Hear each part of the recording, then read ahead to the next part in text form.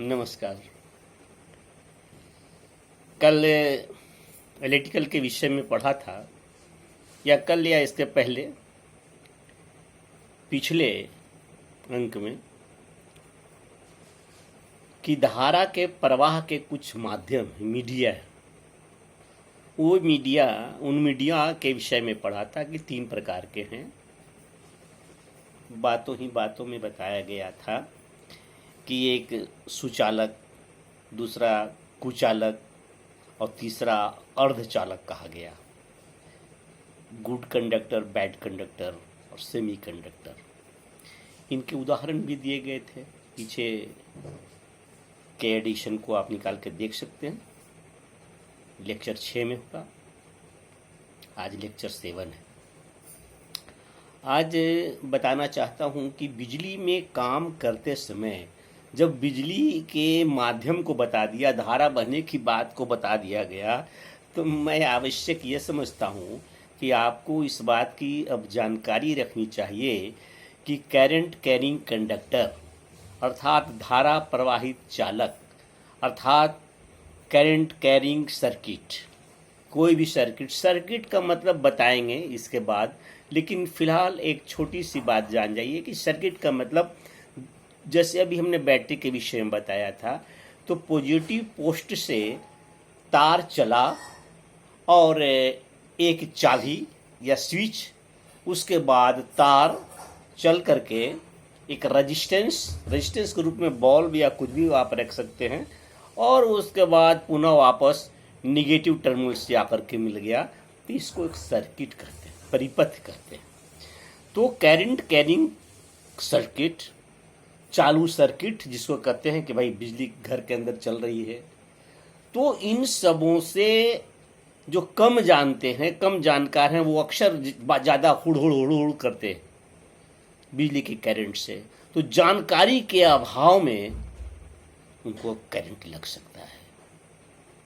यही वजह है कि बहुत दिन पहले जब शुरू 68, 69, 70, 71, 72, 73 के पास जब गांव बिजली गई, पोल खंभे गाड़े जाने लगे और बिजली की सप्लाई दे दी गई, तो गांव वाले अच्छे लोग, जुआ लोग, करंट की भयावता को नहीं समझ सके। जैसे तैसे ये हुक डाल करके घरों में अपने बिजली के ये रोशनी के लिए उपयोग करने लगे। दूसरे तार के बदले फेज वहाँ से टान लेते थे और न्यूट्रल के लिए कोई हैंड पंप है उसमें तार में बांध दिया। फिर घर में किसी प्रकार से करने लगे, बहुत लोग की मृत्यु हो गई, बहुत कैजुअलिटी हुई। अब धीरे धीरे सभी सावधान हो गए हैं, अब ये समझ गए। पहले समझ ही नहीं रहे थे। जैसे बच्चे को दीपक छू सकता है क्योंकि आँख की भयावता से वह परिचित नहीं है, लेकिन जब बता दिया जाता है, समझा दिया जाता है, तब वे जान जाते हैं कि इसको हमको सावधान रहना चाहिए, इससे ज्ञान हो जाता है। और हमने ये बताया है कि कैसा कितना भयावह होता है व्यक्ति के अंदर जब करंट, ह्यूमन बॉडी में जब करंट जाता है तो उसके फेफड़ा को चौक कर देता है, ये संकुचित कर देता है, फिर खुल नहीं पाता है, जिससे व्यक्ति सांस नहीं लेता है, और वो सांस नहीं लेता तो ऑक्सीजन के अभाव में तड़प के मर जाता है। और बाकी तो जहाँ करंट लगा वहाँ वो सब एक बर्न केस है। तो इस प्रकार से हमको ये जानना चाहिए। तो जानते तो हैं, सावधानी रखना चाहिए। जब भी कभी बिजली में काम करना हो तो सबसे पहले हम देख लें कि मेन स्विच हमने घर के अंदर का बंद किया है या नहीं। यदि मेन स्विच नहीं है या कुछ भी है तो उस डिवाइस को बंद कर देना चाहिए। बिल्कुल नहीं बिजली होनी चाहिए और तब काम करना चाहिए। उसके बाद हाथ में आवश्यक हो कि कोई भी टूल्स का प्रयोग कर रहे हैं तो उसमें इंसुलेटेड हैंडल लगा हुआ है या नहीं। प्लायर है, मैंने पिलास परिचय कराऊंगा, तो प्लायर और पिलास है तो उसमें वो सेम अच्छी रेटिंग की वो है क्या नहीं, इंसुलेटेड प्लायर। तो इन सबों को देखते हुए हम सावधानी पूर्वक काम करेंगे। पोल पर कोई काम करता है तो निश्चित रूप से सीढ़ी लगा के, लकड़ी का सीढ़ी, बांस की सीढ़ी का उपयोग करना चाहिए और सीढ़ी को एक व्यक्ति पकड़े हो, यह सुनिश्चित होना चाहिए।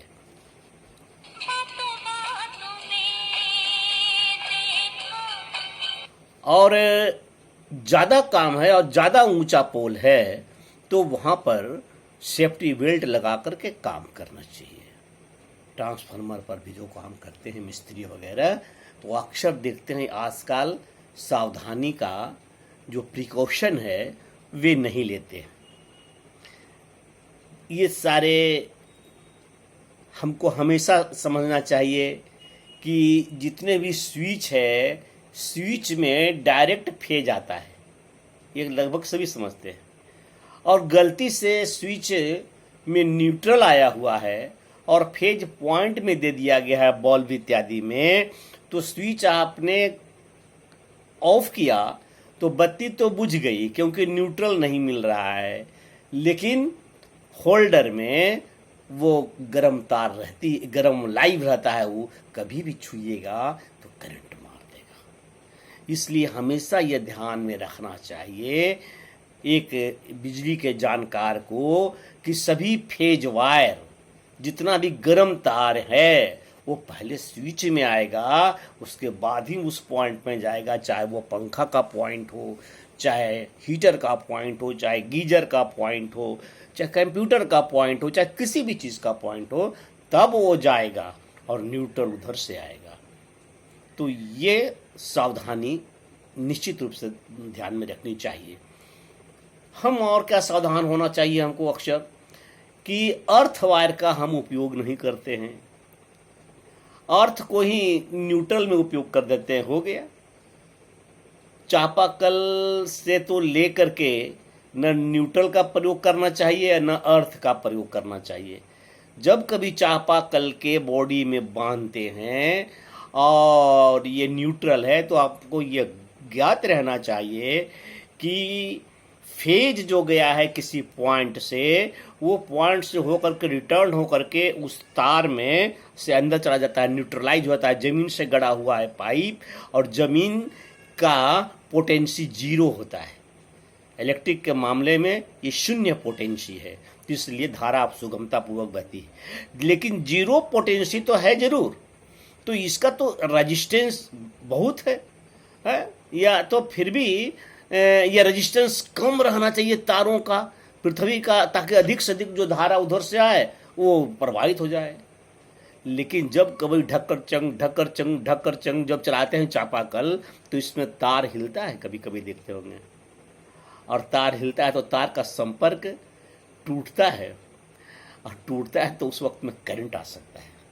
इसलिए कभी भी ऐसा नहीं चाहिए कि हम यदि आप जानकार हैं, जान रहे हैं, तब बिजली में इस चीज़ को अवॉइड कीजिए, दूसरे को भी बताइए ये गलत है। और वो जब कॉन्टेक्ट ढीला होता है तब तो वहाँ स्पार्क भी पैदा होता है। ऐसा फिर कभी बताएंगे क्यों स्पार्क पैदा होता है। आपने घर के स्विच में भी देखा होगा, जो हम ऐसे दबाते हैं, ऐसे करते देखते हैं कि कुछ एक स्पार्किंग होता है। तो ये स्पार्किंग क्यों होता है, इसके भी विषय में हम लोग देखेंगे, बताएंगे आगे बढ़ने पर धीरे धीरे सारी चीज़ें। तो इस तरह से सेफ्टी के विषय में हमको पूरा सावधान रहना चाहिए, सुरक्षा से संबंधित। और यदि सुरक्षा के बावजूद भी यदि किसी को करंट लग जाए, तो लाइव वायर में करंट लग गया, तो सबसे पहले उस घर का मेन स्विच, और कहीं भी कोई जगह वर्कशॉप है उसका मेन स्विच वगैरह काटेंगे जहाँ तक लाइन आई है, और फिर खुद को एक रबर की चटाई पर या घर के अंदर जाए तो लकड़ी के पीढ़े पर खुद इंसुलेटेड होकर के ज़मीन से अपने को संपर्क काट करके, और जो पीड़ित है, जिनको बिजली लगी है, उनको सूखी लकड़ी से हम उस कनेक्शन को हटाने का, उसका कांटेक्ट दूर करेंगे और बाहर निकालेंगे। उस व्यक्ति को जिनको करंट लग ही गया है, तो हम क्या करेंगे, सूखे चौकी पर लिटा करके उसकी श्वसन प्रणाली को सांस ले रहा है या नहीं ले रहा है, सांस लेने देने की स्थिति को ठीक करके इसको दबाएंगे, हलाएंगे आएंगे और फूंक मार करके भी अपना मुंह उसके मुंह में लगा करके और फूकेंगे, इसको फैलने देंगे, फिर इसको दबाएंगे, फिर उसका हवा आएगा।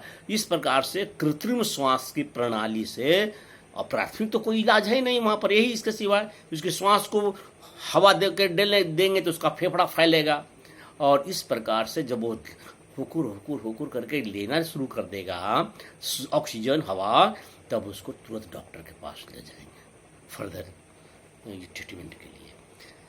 तो ये बहुत भयावह होता है बिजली। बिजली समझिए कि बाघ है, जंगल में जैसे शेर होता है, इसलिए बिजली से बराबर सावधान होना चाहिए।